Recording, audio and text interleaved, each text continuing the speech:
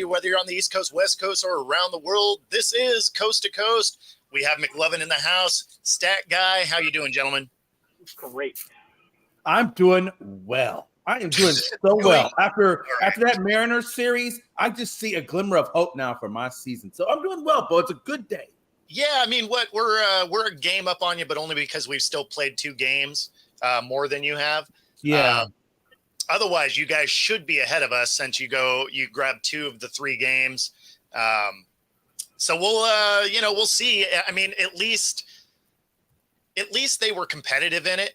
You know, yeah. I was a little bit worried that the M's were just going to fall off the face of the map. So at least they haven't done that. How's it going, Win? So yeah, I mean, I don't know. It wasn't good enough for me to feel good about it for the Mariners. Obviously, It's a great thing for you guys, though. Let me ask you, the game last night, even though we lost it, did you see how many amazing catches there were on that game? Like, there was some stupid, like Loperfido with the diving catch, and then Cabbage gets one at the wall. I mean, and then I think your guy Rodriguez had another diving. I mean, there was like a lot of spectacular catches in that game. But what I thought was funny was in the second game of the season, Rodriguez hit one and looked like it was going to go over. And then Cabbage reaches up and grabs it, comes back down, and then gives him the X sign. And then he was so classy about it. Like Rodriguez was like, he's like, hey, all right, you got me, man.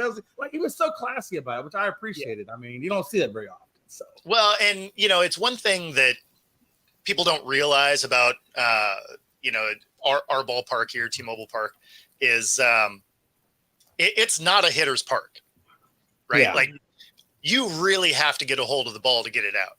Yeah. And so there's a lot of them that you're like, oh, that's out. And they'll die right by the wall. Because I thought a couple of them die right by the wall. Exactly. And in other parks, they would have been gone. But, it's more of a pitcher's park. Not to say that you can't yank it out here, but it is harder than some of the other parks around the league. Well, real quick, before we get on to other topics, I just want to ask you, I know Rodriguez looked like he got injured in that last game when he hit the wall and he had his ankle. I'm sure that's just a day-to-day thing with him. It is, yeah. So we don't have clear information on it yet. It sounds like he might miss some time, but more of a precautionary type thing rather than having to. But again, as far as the information that's coming out, it's a little bit spotty at the moment. It's probably something we'll find out more later today than what we know right now. So, because I imagine they'll get a little more evaluation on him today. So hopefully it's nothing. Hopefully. I hate to see anybody go out like, he hit the wall pretty hard. So, I was kind of worried about him.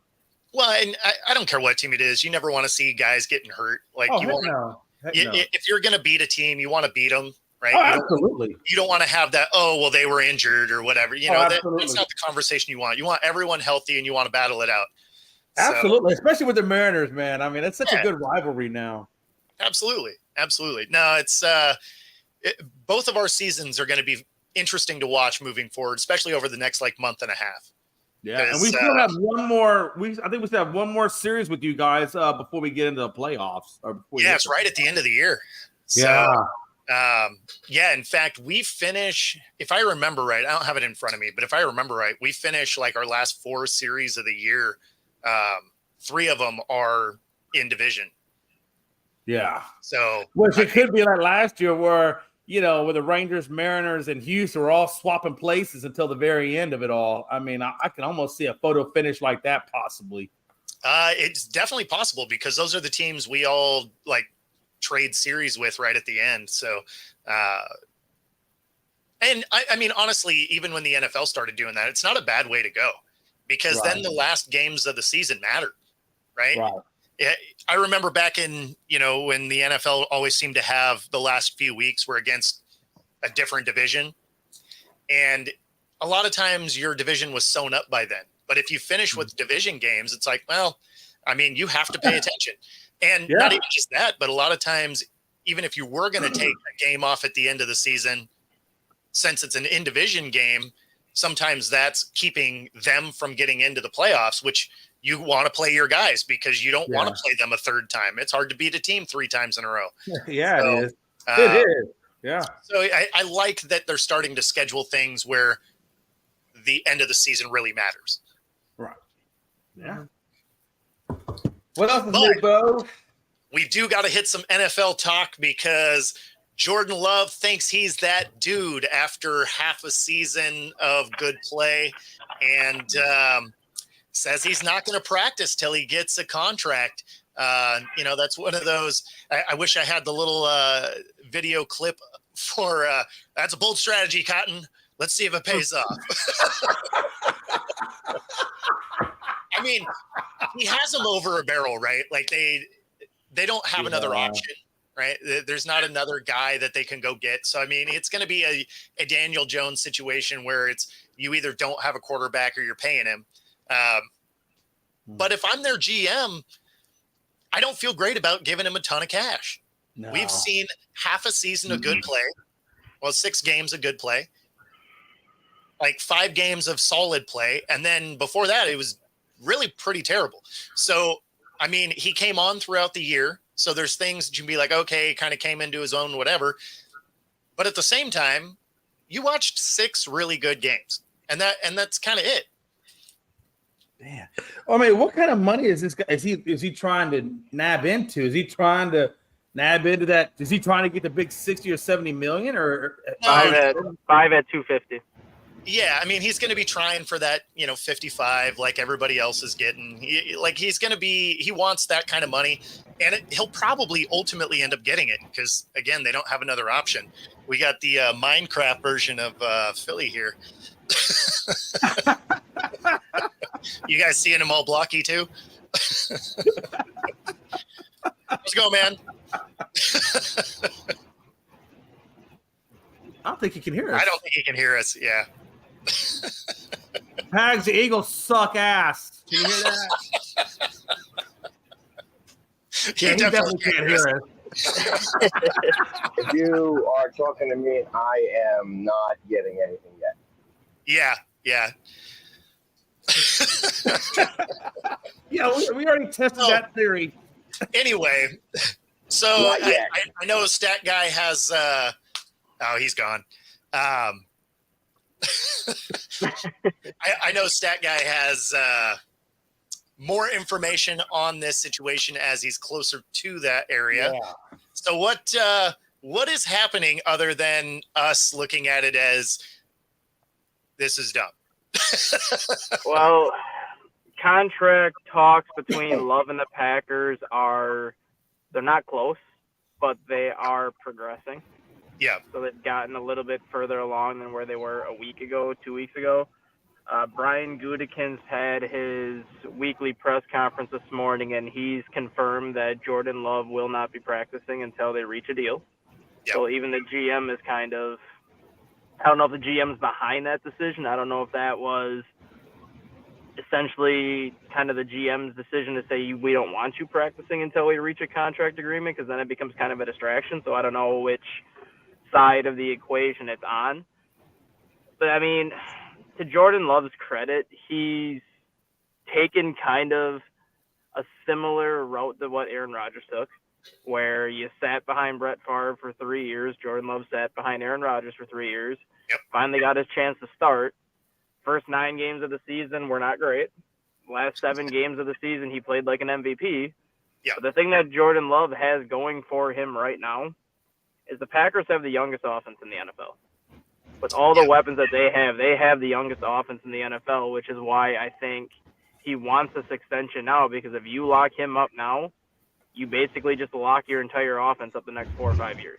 And you basically let these guys throw together versus if you don't lock him up, let's just say he ends up leaving, you're bringing in a brand new quarterback 2 years down the road with players that have now played with Jordan Love for 3 years. And what's that connection going to be?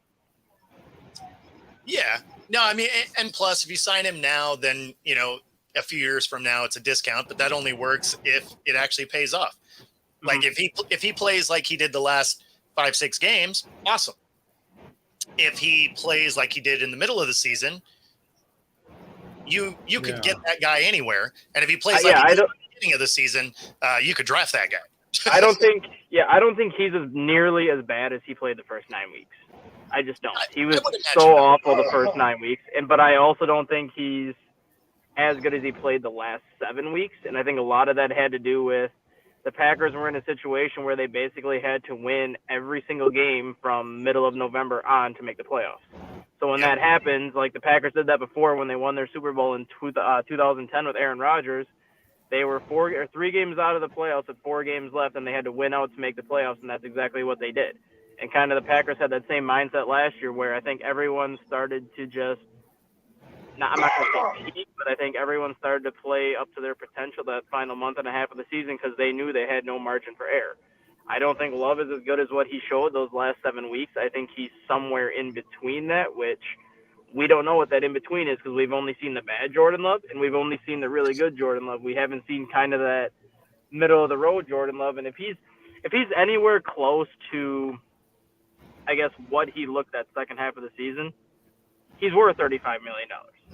But if he plays the way he did the final 7 weeks, then yes, he is worth $50 million because he played like the best quarterback in the NFL. So but see that right there, that's the key word. Is if. I mean, look, if this guy was like Aaron Rodgers or somebody who had lots of NFL experience, has been there, the Super Bowl, things like that, you can take off and you can do the contract thing and you can come back and you can fit right back in.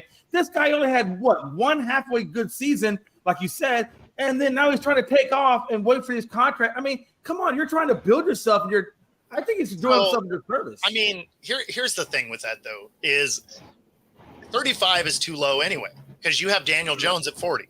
So we already have the floor of 40 of mid, right? Like if you're as mid as it gets, 40 mil is your benchmark as a minimum. So you're going for guys that are effective. So that's Goff at 55, right? So he's going to get 50 at a minimum. Yeah. Like, I mean, he's going to get that because he played out of his mind towards the end of the year, gets a playoff win. Those are all things that go in his favor. Now, for me as GM, because I only saw, 6 games that were really good, I wouldn't want to pay him yet. But that being said, if you don't pay him, you end up with that Dak situation where you end up overpaying him later. So, I mean, Jordan Love has them over a barrel. He's going to get paid because they don't have another option. So, I mean, it really is a gamble for the Packers. I mean, if you give him the $55 million and he balls out and everything is great, then you're right. You probably will get a discount on that, right? Unless he tries to renegotiate at some point down the middle of the contract. Yeah, but if you do it like a 5-year, then by the end of that thing, he's a discount quarterback at that point. Right. But then on the flip side of that, if he goes into a sophomore slump or whatever, then it's like, man, you spent like you said, you spent a lot of money on a guy who, now is slumping. Hopefully I don't think that'll happen to him, but would you even call it a slump, or would you just look at the beginning of last season and be like, oh, maybe this is who he actually just is? Right. And then again, like I said, if you're holding out and you're not working with your receivers and things like that to improve upon, it's almost like he's hurting himself a little bit too, or setting himself up for that, Yeah. I mean, as much as I hate the Packers, I will give them a ton of credit. They do know how to develop a quarterback. And they do it the right way where it doesn't matter if they draft them in the first round. They don't play them right away. Aaron Rodgers was a first-round pick. Took him 3.5 years to get his chance. Jordan Love was a first-round pick. Took him 3 years to get his chance. Like, all these other teams that are drafting quarterbacks in the first round think they need to play them day one or think they need to play him within the second year. Packers don't care if they're sitting a guy for 3 years. They let these. But they also got lucky in that they had good quarterbacks that they could do that with. Not everybody has it. Take the Panthers, for example. The Panthers going to sit him behind. But who knew Brett Favre was going to be Brett Favre? Yeah, When they traded for Brett Favre, no one knew that Favre. Yeah, he came out of the Falcons, wasn't he? Wouldn't he? He was back with the Falcons. Yeah, he was with the Falcons. Nobody knew Brett Favre was going to turn into Brett Favre. When they traded for him, their view was they just wanted him as a solid backup. And then 3 games into the season, he took over, and that was it. Like, nobody knew Favre was going to be that way. Aaron Rodgers, like, a lot of people thought Aaron Rodgers was more talented than Alex Smith was. But when you looked at Aaron Rodgers' college kind of trajectory, he was at a junior college first. So nobody expected Aaron Rodgers to do what Aaron Rodgers did. And then same thing with Jordan Love. Jordan Love came from Utah State where he had 2 solid seasons, but nothing that'll blow your socks off. And Yeah. from all accounts, like, no one knows how good or how bad Jordan Love is going to be yet, but the Packers are one of those organizations where they're patient with their rookie quarterbacks. When you look at the rest of their roster, they'll start rookie receivers right away. They'll start rookie linemen right away. They'll start rookie, like, defenders right away. It's the quarterback position that they have no problem waiting on. Yeah. Well, and I agree with Travis here is you would build this thing with outs. Like there's no question, because with only half a season of good play, you got to give yourself some options after the second year. So yeah, I mean, you would absolutely do that. Yeah, I don't know. It's going to be interesting to see.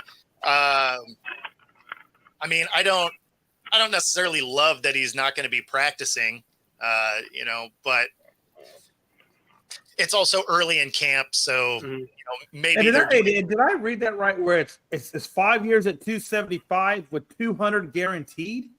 5 at 250 with 175 guaranteed. Okay. Wow. Okay, that's the way that Pags keeps coming in and out.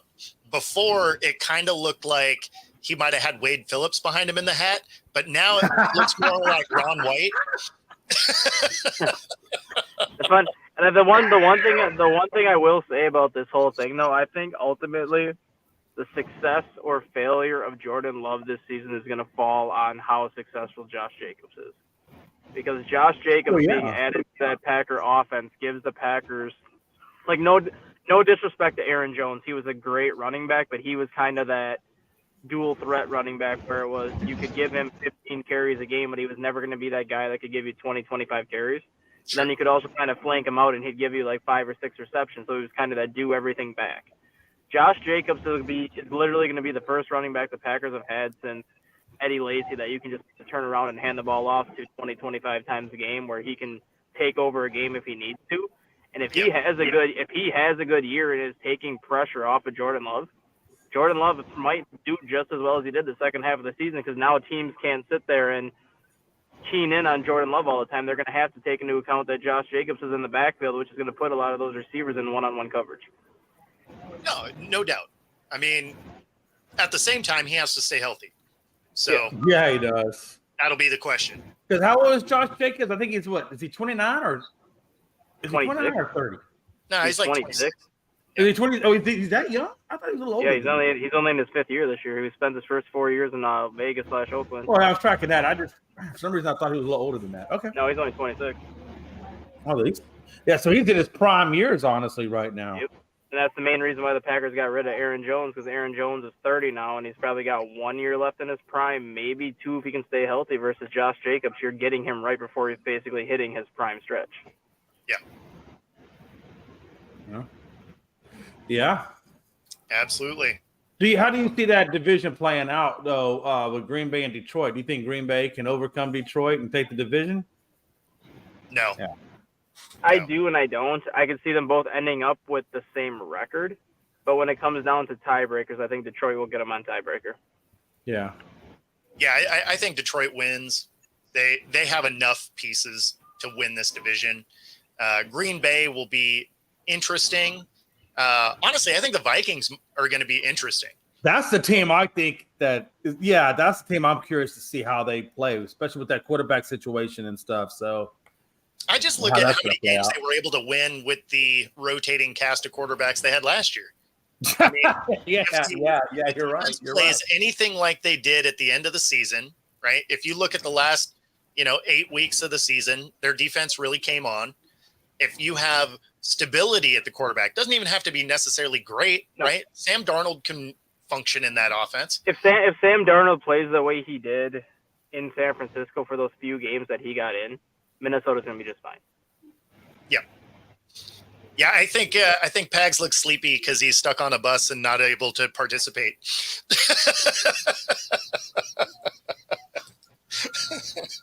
But realistically, though, I think the NFC North is going to have 3 teams that make the playoffs in that division. But I wouldn't be surprised if all 4 teams end up with a winning record, but one team might just get left out just because they don't have tiebreakers, or they might be in a situation where there's 3 or 4 teams that are all sitting at 9 and 8, and they just can't be one of those teams that gets that 7th spot. Yeah, I mean, that division's definitely going to have a problem with cannibalization between everybody in there. So yeah, none of the teams are going to have as good of a record as they probably could have. I think the Lions and the Packers both have better rosters this year than what they had last year. But it's not going to surprise me if they end up with a worse record just because the Bears improved significantly. The Vikings improved in some areas, did not improve in some areas, but they're still a team that's going to be a tough out no matter who they play. Exactly. I don't think anybody in that division goes 6-0. I think the team that wins that division is going to go 4-2, and I think the team that loses that division is going to go 2-4. Yeah, I tell you one thing. Caleb Williams, a lot of things that he said, I just think are dumbfounded as hell. But him actually going out and forming that LLC for his pay, I was like, okay, he's got somebody smart in his ear, because that's pretty ingenious, thinking outside the box to avoid the taxes. Have you seen that? Where he's going to form an LLC now? Yeah. Yeah, he's doing an LLC. Yep. Yeah. So they're gonna pay the LLC, and then he takes drafts off the LLC, so he avoids all this tax mess. Yep. Yeah, I mean, not a way to go. Yeah, I mean, it's crazy. But how do you think he's going to fare in his first year? I think he's going to do just fine, honestly. You think he's going to do well? I'm not sold on him yet, just because of his off the field nonsense that he kind of brought on himself his senior year in college. But when you look at what the Bears have on offense now, they brought in DeAndre Swift. Is probably the best running back they've had since Matt Forte. They still have DJ Moore, who emerged as one of the best receivers in the NFL last year. Mm-hmm. You traded for Keenan Allen, who, 33 years old, he still had 9 1,000-yard seasons. He's pretty much a guaranteed 90 to 100 catch guy that's going to give you close to 1,000 yards. Rome Odunze, depending on who you ask, is arguably the best receiver in this year's draft class. You have Cole Kmet, who's turned himself into a top 6, top 7 tight end, and then you brought in Gerald Everett as your backup tight end, and Gerald Everett would start for half the teams in the league at tight end. Yeah. He's got more offensive weapons than he's going to know what to do with, and if he can't have success with this type of an offensive system, there's not a single team that he's going to have success with. Yeah, I mean, it's going to come down to if they can block for him, right? Because that is the piece that didn't get significantly better, is that offensive line. There's elements that are a little bit better than last year, but it's still not a good offensive line. Obviously has a lot of toys to play with, but right.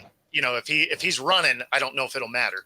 So, and we saw that with Justin Fields a lot, was, he ended up having to run a lot. So if Williams ends up in that same scenario, I don't care how many weapons he has, you can't get the ball to him. Well, he already has been in that scenario in training camp, because they were telling him, hey, you're running too much. You're looking like Justin Fields. That's not what we brought you in here for. So he's already kind of got off on that foot. That's on him, though. That's not on the offensive line. I get that. Yeah. Well, yeah, because they're not even allowed to hit yet. Yeah. So. I mean, that's something that ultimately I think it's going to take him a little while to get used to, because that's just the way he played at USC. He was kind of that, I'm going to just kind of ad-lib my plays here, kind of run around in circles and see if I can do whatever I can do to make something happen. And even when he had protection at USC, he still played that way. And it's just going to take him a little bit to kind of get out of that mindset that I don't have to kind of do whatever I need to do to make something happen. If I have protection, I can just stand back here, step up, and make a throw. Yeah, well, I mean, and again, that's going to be the question, is he going to have the protection to do that? Because can he make the throws? Sure. But every NFL quarterback can make the throws if he has time to throw. Besides Justin Fields. Because even when that guy had time to throw, he was still only completing 40% of his passes. Yeah, he was really good at those 3 air yard passes, though. Yeah, when he had to go 10 yards downfield, it was like, I can't hit nothing. Man. I just really thought that, if I was the Bears, I mean, for me, I thought they might go after Jaden Daniels. I felt like he was a better quarterback. I know Caleb Williams has all the hype, but I think Washington got a really good quarterback over there. Washington did, but when in a situation like that, like, I've never been sold on Caleb Williams, but when you have a prospect getting as much attention as Caleb Williams has gotten the past 2 years, if you don't take him number 1 when you have the number 1 pick, you're basically solidifying your fate as a GM, where if you don't have a winning record that first season, you're fired. Versus now, if you have Caleb Williams and you still have a losing record, you at least save your job for maybe another year just because you're trying to build a team around his strengths. Or you take Jade Daniels. Jade Daniels outperforms Caleb Williams, and you look like a freaking genius. I mean, you could, but I think if the Bears end up with a losing record, Eberflus gets fired. Eberflus will be fired before Ryan Poles gets fired if the Bears have a losing record this year. For sure. And then in that case, then you're bringing in a whole new system yet again for a rookie. And, so that probably won't go awesome. I'm still standing by what I said over the offseason where if the Bears by chance have a losing record, I'm not going to be surprised if Chicago goes after Lincoln Riley. Because Lincoln Riley's been Caleb Williams' coach at Oklahoma. He was Caleb Williams' coach at USC. If he comes to Chicago, he's going to bring that same system that Caleb Williams has had his entire college career when he wasn't in Chicago. Yeah. Hey, Peg, since you can't play anyway, we'll let you jump off and take a nap, man. Yeah, it's been a rough ride here. So it's like I every time you guys keep going in circles a lot of the time. So you've been in and out. You've been in and out a lot. So we'll just see you tomorrow, man. Enjoy the rest of your trip home. Or you can sit there and we can just make fun of you. It's okay. It's all great. Right. I mean, I'm listening. I'm waiting to be able to jump in when I can. So, man, we love you, Pag. My eyes keep closing. I'm like, oh yeah, but I'm listening. No, that's why I said it looks like you're about to pass out. Might as well just take a nap on the drive, man. Yeah, if I could do that, I will definitely try to make it happen. Yep. I'll see you guys tomorrow. You're definitely one of the hardest working guys out there, brother, man. You deserve a nap. I'm trying. So.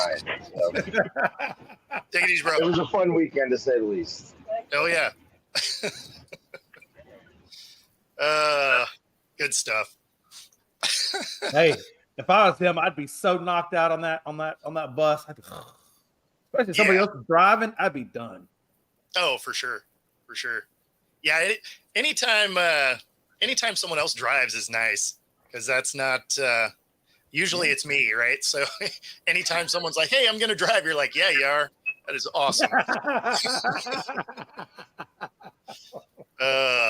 Good stuff. Sir. So, hey, real quick, what do you think about the Texans this year in terms of how far do you think they're going to go, considering all the success they had in year one with Stroud? Yeah, I mean, obviously they add Diggs, which is, that's huge. Because for Diggs, it's going to be a contract year, so he's not going to be too distracting in theory. So, I mean, it should be good in that way. Where I am curious is, and I've said it on, probably this show, but definitely other shows, is I'm curious how the teams that play them, because he did spend a lot of time on different podcasts kind of talking down about other defenses. Yeah.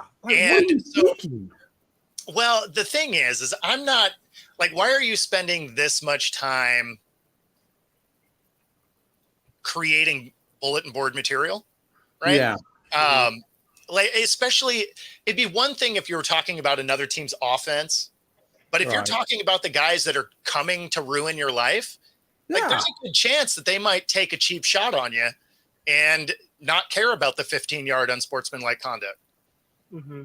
Yeah, and that's what I was thinking. I was like, why are you making things harder for yourself? Just exactly. Just play the game. I mean, I think they're still my pick to come out of the AFC next year to go to the Super Bowl. Oh, okay. And it's not because of Stephon Diggs; it's because of the other major offseason move they made that a lot of people forget about. No, I mean, they had a good offseason. Well, bringing in Joe Mixon. Mixon added to that offense is going to be, I think, even bigger than Stephon Diggs because you still have Tank Dell, you still have Nico Collins, you still have Dalton Schultz. You just did not have a running game last year. And now you add Joe Mixon, who's going to give you a running game, plus he can catch passes out of the backfield. That's something that Houston did not have at all last season. They had Dameon Pierce, who had a great rookie season 2 years ago, but was pretty much next to non-existent last year. They also had Devin Singletary, who he was an okay running back in Buffalo, but he was not kind of that go-to running back that Buffalo expected him to be. Same thing in Houston. He had a couple of games where he was good, but outside of that, it was pretty much you had two backup running backs on your field and not really a starting running back. Now you have that starting running back. Dameon Pierce slides into the backup running back, and that team is instantly deeper on that offense. Yeah, no, I mean, they have a very good team. So that's why I think they will be a playoff team for sure. It's just whether or not he put enough out there that teams go and try and hurt him. Yeah, because if I'm D'Amico, I'm like, yo, CJ, relax. Yeah, shut up, man. Shut up. I got a good thing going right now. What? That's right. He's out there trying to be Willie Beeman. Like, they ain't going to touch me. They ain't going to feel me. Like, you're like, dude, you better shut up because, they're going to be lighting you up. When you hear CJ Stroud talk like that, it just makes you think you're just lucky that Montez Burstead is not playing anymore. For real. He wouldn't give two craps how long he gets fined for. Well, no, same like if Stu was out, like those are the kind of guys that they don't care if they get fines, they don't care if they get suspended. Like you're going to run your mouth, they're going to come hit you. Mm-hmm. So I mean, and it's not like it's limited to those two guys. So when you're out there running your mouth and all these podcasts, this is the slow time of the year. You can bet other teams hear that stuff. Right. Mm-hmm. Rather than talking, he just needs to be practicing, getting ready for the season. Yeah, I mean, they are definitely a team that has a shot. It's they have so many weapons. Should be an awesome team to watch. And the defense is great too. I mean, they've really done a good job building that defense to match the offense. I mean, that's D'Amico Ryan's specialty. Oh yeah, right, absolutely. I mean, bringing in Danielle Hunter on that defense, like everyone was saying that losing Wes Grenard, who was their sack leader last year, I think he had like 12 sacks last year. He ended up signing a 5-year deal with Minnesota. They ended up losing Blake Cashman on their defense, who was their leader in tackles last year. He ended up signing a 5-year deal with Minnesota. But then you go and add Danielle Hunter, who was one of the best pass rushers in the NFL last year, and since he's come into the league, 9 years ago? He's number one in the NFL in sacks over the past 9 years. So it's not like they're losing a lot by losing Grenard and replacing him with Danielle Hunter. No, for sure. And I was gonna laugh at Travis here and be like, well, that means they can still have a good 24 season. But he corrected it here.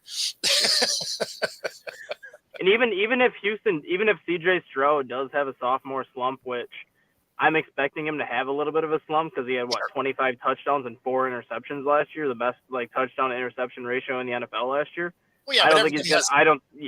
I think he could have double-digit interceptions this year, but he also might throw 5 or 6 more touchdowns than he had last year because he's got more talent around him.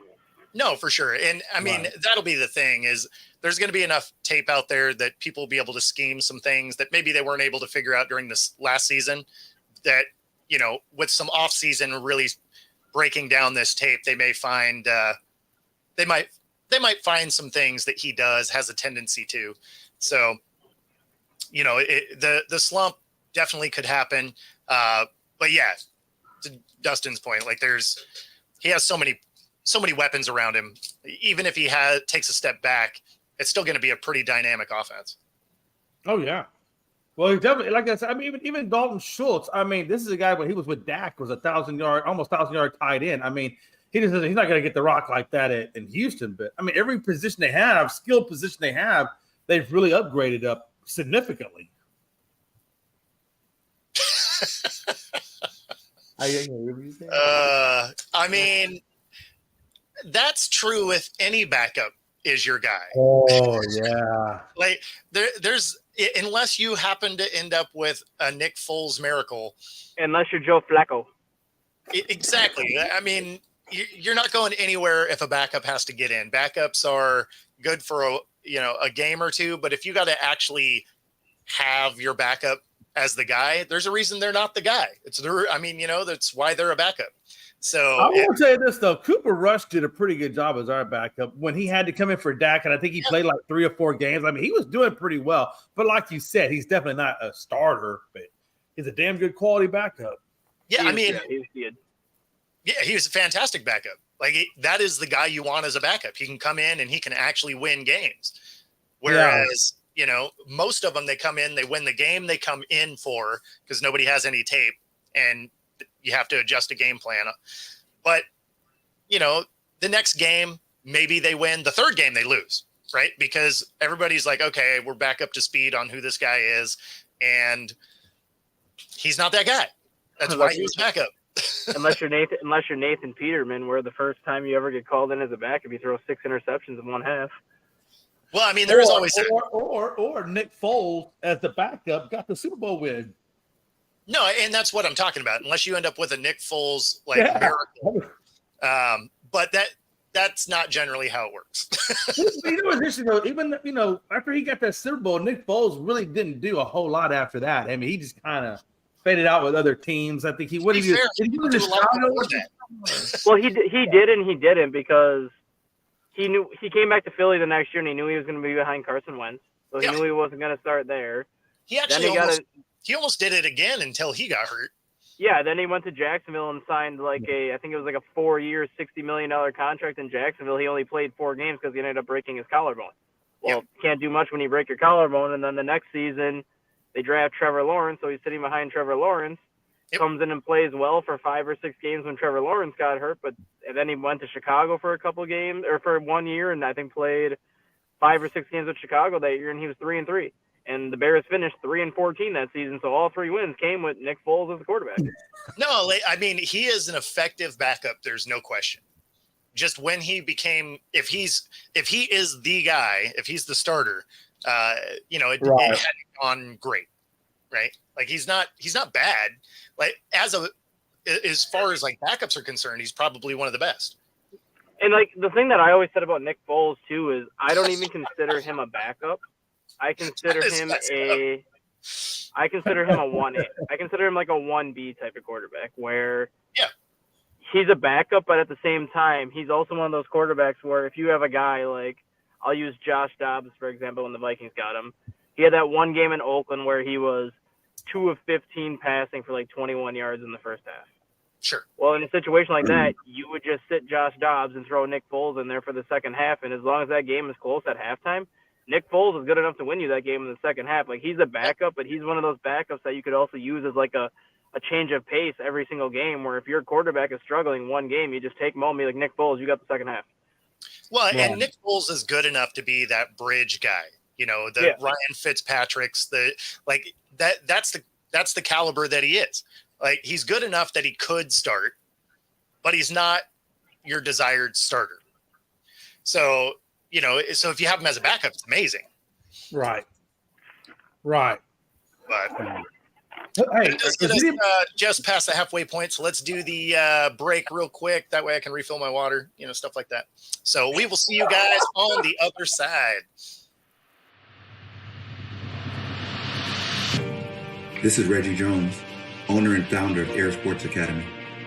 Air is based on 4 core principles: heart, education, integrity, resiliency. Air is about developing student athletes physically and mentally through training, mentorship, and effective marketing. We've created a platform and a blueprint for our state to shine in the brightest of lights. I created this program because it was a need for our state. We needed to have the light shine on the student athletes in our region, and now that is happening at an all-time and undeniable rate. We created a lane for the kids in our state to get their college education paid for and set their families up for future success. We created an environment where serious athletes can now come compete fearlessly. We've achieved this through our variety of elite programs. Our 6-month off-season program, where first-year starters or seasoned vets can all come develop. Our 5-on-5 program, which is all about our line. Our youth tackle program, which is the first and only youth tackle team from the state of Washington to ever win a major national championship. Our 7-on-7 program, which is ranked top 10 in the country every year. Our high school 11-on-11 club tackle program, which creates unique and much-needed opportunities for our kids. Our college prep program, which allows our graduates to come back from college and prepare for the upcoming season. Our track and field program, which creates an opportunity for our young air boys and air girls to continue to get faster. When you're a national program, you receive national respect, which is why when you look at recruiting boards and top player lists from around the country, you'll always find players from Air on those lists. Which is why college coaches from some of the most prestigious schools around the country come into our facility to recruit our players. The Penn State, Alabama, Oregon, Stanford, Florida State. The list goes on. Our players are being recruited, offered, and committing to some of the top schools in the nation. The experience our players and families receive is second to none. We offer a competitive brand of sports at Air. We are the ball. And with that comes great responsibility. Heavy is the head that wears the crown. This is Air. And welcome back in. And of course, our Roku channel is going to be changing its name. Name change is actually in the works currently. So it was Northeast Streaming Sports. If you were watching on Roku right now, it is changing to National Streaming Sports. So as this thing continues to grow, it becomes less regional and more nationwide. So shout out to the Roku channel that carries this show. They continue to grow. So awesome. All right. So, we got to talk a little U.S. basketball and how we tried to lose on the men's side to what is that? South Sudan. South Sudan. And that let's be honest, I didn't even realize they had a team. And it comes down to a game winner by LeBron James, which the media is spinning up into something amazing, and just completely forgetting the fact that they were a 43.5 point favorite in this game, that they needed a game winner jumper to pull off. So I don't know how good you can really feel about this game winner by LeBron when the game play was so bad that they almost lose the South Sudan. Yeah, I mean, how are we going to handle, I don't know, the other teams that are out that are not South Sudan that actually have a decent team to come out and play like that? Well, that's the funny thing, though. Canada and Serbia. Oh yeah, Canada's Canada's loaded with talent. Yeah. Serbia has Nikola Jokic and a lot of other talented guys, and yet U.S. goes and beats Serbia by 28, and then they go and crush Canada by 16. But then they get Australia, who has Josh Giddey and Patty Mills, and then a bunch of people that nobody's ever heard of. And U.S. only beats Australia by 6. And then they get South Sudan, which they've only been a team now for 4 years. Like, this is the first Olympics that they're actually playing in, because former NBA player Luol Deng is the president of South Sudan basketball. So he's kind of the one that made this team come together. The only player that actually has any NBA experience at all is Carlik Jones. And Carlik Jones had a pretty good game against the U.S. And then their 7'3" center, I forgot what his name is off the top of my head, but he's actually committed to Duke University next year. He's the number 2. He's like the number 2 prospect in the nation right now. Like, those are the only 2 players worth noting on South Sudan. And yet the 2 teams that USA was favored, they were favored by 27 against Australia. They were favored by 43 or whatever it was against South Sudan. And those are the 2 teams they struggled against. Yep. And now they get Germany. I think they just started against Germany, or they might tip off at 12. They're only 12-point favorites against Germany, so they could win this game by like 30.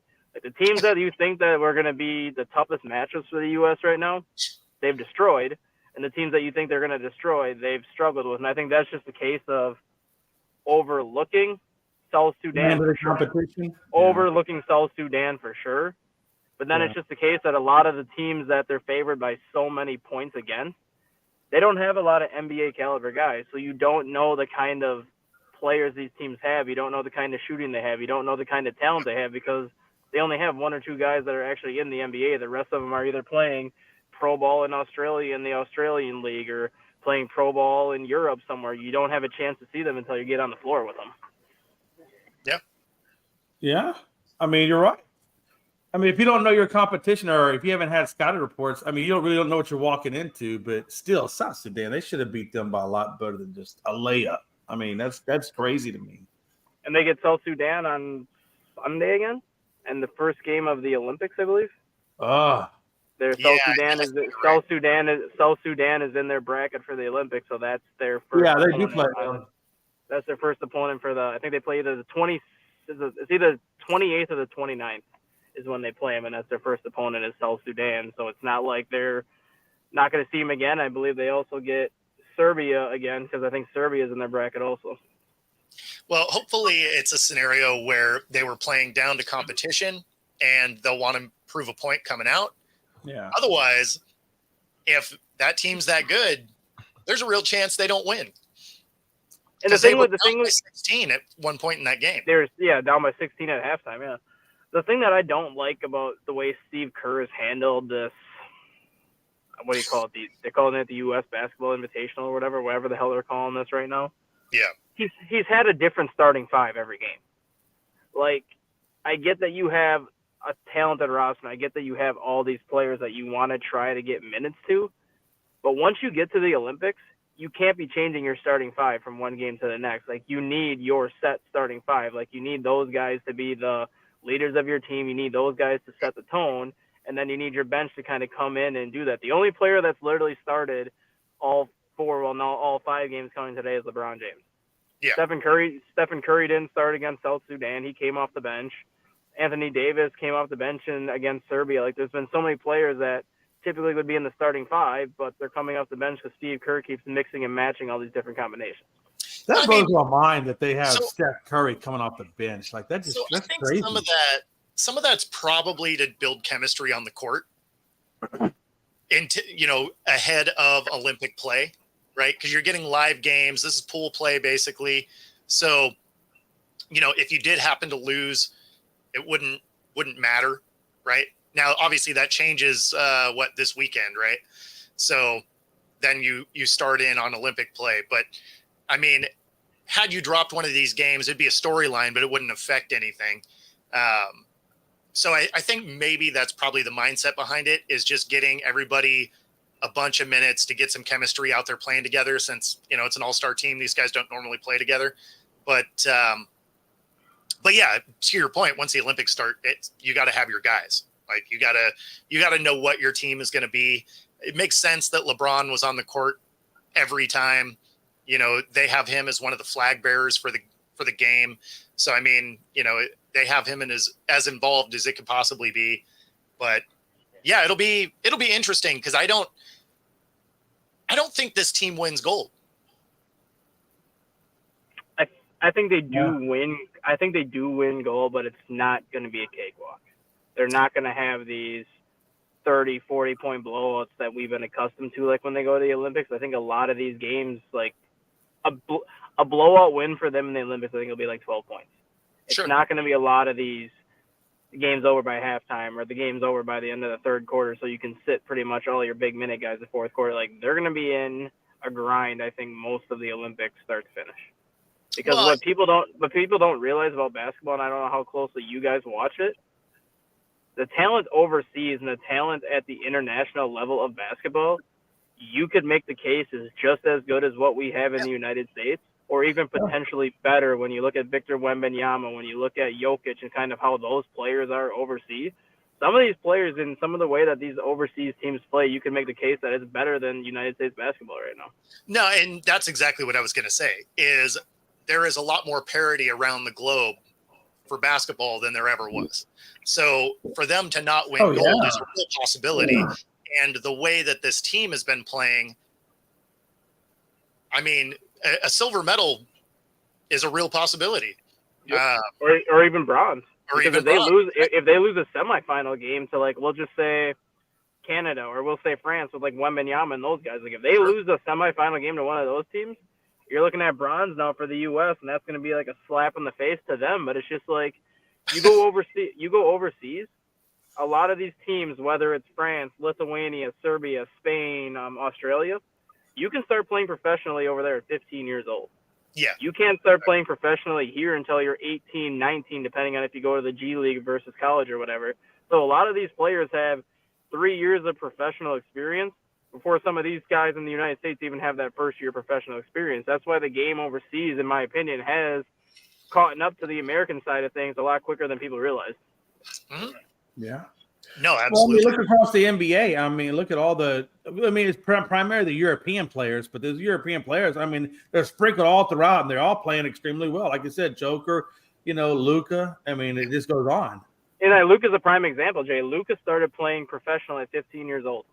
And then he ended up going from Lithuania to Serbia at age 18, went from went from Serbia to Spain at 19, and he was drafted after his 4th year of professional ball.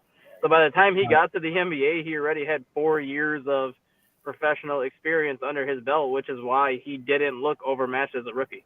That's why when he came in here, he was like, I've done this for 4 years already. It's just a different style. Yep. Right. Yeah. Yeah, you're right. So not like back in the day when Jordan and them played. I mean, they were just crushing everybody that came into their field. But like you said, the game hadn't gotten to the level where it is back now. 30 years ago, 30 years ago, you had U.S., you had Argentina, you had Spain, and you had Serbia were like the 4 big nations for basketball. And those 4 were kind of the ones that were always going to be in the running, but U.S. was so much better than them. Yeah. Now Canada's in there, France is in there, Australia's in there, Brazil's got some good players. Like all these other countries now have players that either have dual citizenship that have chosen to go to a different country, or there's so many professional leagues like all across the globe now where these players are getting that professional exposure at so much younger of an age that they can use it to their advantage now. I mean, to be fair, I think that dream team would still dominate. Oh, yeah, they would. Yeah. They would, but back then, though. Absolutely. I mean, yeah. Back then, though, can you name anybody that was like Joker? Like anybody overseas back when the Dream Team was playing, can you name anyone that was even close to like the Nikola Jokic level or the Giannis level or anything like that? No, I just mean like if that team was to play today, I think it would still dominate. Yeah, they would still dominate, but like that team was ridiculous. At least they would have like some resistance. So at least you would have Jokic going up against like Shaq, and you would have Giannis going up against some of the players that were on the Dream Team. But like back then, it was those 5 guys that could literally play with one arm tied behind their back and still win by 30 points. Oh yeah, like those games were insane. But like the most competitive, when you're thinking back to back then, their most competitive games were during practice. Right. Oh yeah, I mean, because hell, every damn person on that team was Hall of Famers. I mean, top 75 Hall of Famers, just about. I mean, when your average margin of victory in the Olympics is 44 points, and your closest game is 32. Yeah, that just shows you how much better you were than everybody in the world at the time. Yeah, no, it was absolutely insane. Like the gold medal game, they won like 100 to 168 was the gold medal game. Yeah, no, it was absolutely crazy. Now, if we switch over to the WNBA side, you have they're getting ready for their month off now that the All-Star game is complete. But the WNBA All-Stars beat their Olympic team. Now, this happened back in 21, and the Olympic team still went on to win gold. So it's not necessarily discouraging as far as them being able to win, but it does, let some of that, did the Olympic Committee make a mistake, creep into the conversation. Now, I don't think they did, but, now the case can be made, especially because until a late rally, that Olympic team was getting beat up. Yep. Yeah. Well, they did make a mistake with some players. I can say that. Yeah. Yeah. Well, who does she wind up siding with? Is she going to be Team Canada? She's going to be with Italy. She'll be with Italy. You going to play with Italy? Okay. Yep. Oh, she is going to play? Yep. Okay. Could you imagine if Caitlin Clark just had a blow-up game against the U.S.? I mean, she might. I mean, but they were comparing her numbers to Angel Reese's numbers. It looks like Angel Reese might be having the better season than Caitlin's having. Yes and no. Caitlin's scoring more points. Angel Reese is getting more rebounds. Caitlin Clark is getting more assists. Angel Reese has the record for most double-doubles in a season by a rookie. She's got the record. She's got the record for most consecutive. Caitlin Clark became the first rookie to have a triple-double. Caitlin Clark, the all-time assist record. Yep, she also set the all-time assist record with 19 assists. So I guess it depends on how you look at it. Right. I think Angel Reese has made a bigger impact than Caitlin Clark, but I still think Caitlin Clark's had the better year. If Clark were to fix some of the turnovers, because she's had an insane amount of turnovers, if she fixes that and ends up with an extra 2 points a game, she walks away with the Rookie of the Year. I still think she will. Just because she's going to win it. She's going to win it regardless. But the problem is she's only scoring 2 points a game more than Angel Reese, which isn't enough for separation based on different positions they play, because scoring isn't Angel Reese's primary function. And in fact, she's scoring more down low than she should be, because they have Cardoza, who should be scoring down there.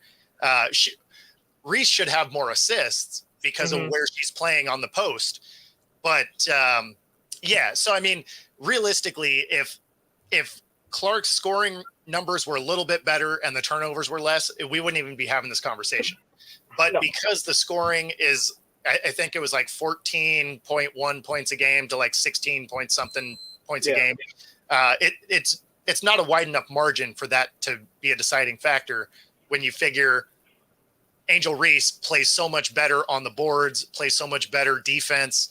There's other elements to the game that are away from scoring. So for the scoring to be that close is probably one of the main things that's keeping this conversation close, because it's not like either one of them have a great field goal percentage.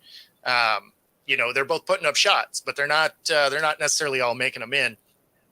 So, but at the end of the day, Clark definitely ends up winning that award. Yeah. I mean, you look at the age of some of the players on the women's Olympic team, though. I do think Angel Reese and Caitlin Clark should have been on that team. I'm fine with them being left off of it, just because at some point fatigue is going to get in there. I mean, they go right from their college season, March Madness, championship, 2 weeks later, the draft, 2 weeks later, WNBA season starts. Like, at some point, you're going to run out of gas or get hurt, right? Like Cameron Brink. I mean, just at some point, you're going to wear out, because you're talking about 2 full seasons back to back. And in this case, you have the Olympics too.